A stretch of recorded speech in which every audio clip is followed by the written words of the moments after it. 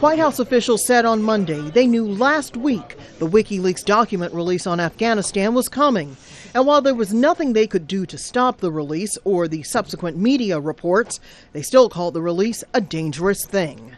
Whenever you have the potential for names and for operations and for programs to be out there in the public domain, that it, besides being against the law, has a potential to be very harmful to those that are in our military. And to those Pakistanis and Afghanis reportedly cooperating with the U.S. and NATO forces. State Department officials said they notified the Karzai and Zardari governments over the weekend about the situation. They also disputed one of the document's most serious allegations, that Pakistani intelligence forces have been supporting insurgents.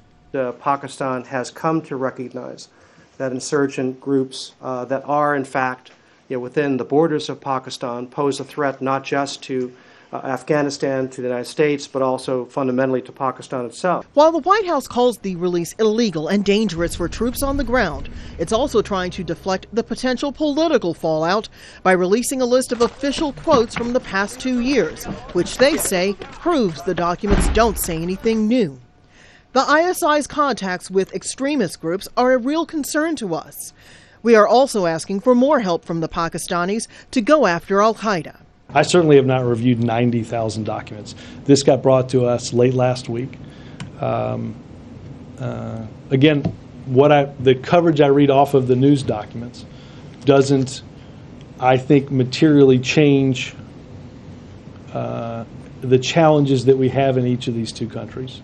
The documents are already stoking a growing debate about whether the U.S. should leave Afghanistan sooner rather than later, even among the president's supporters.